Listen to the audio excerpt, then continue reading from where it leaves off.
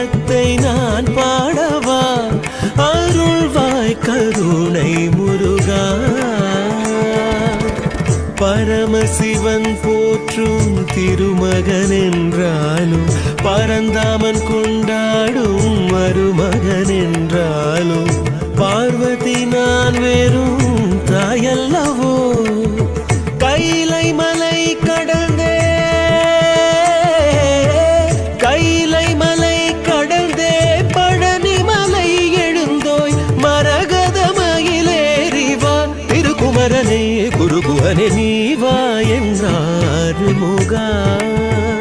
பூவழகான mall மருகா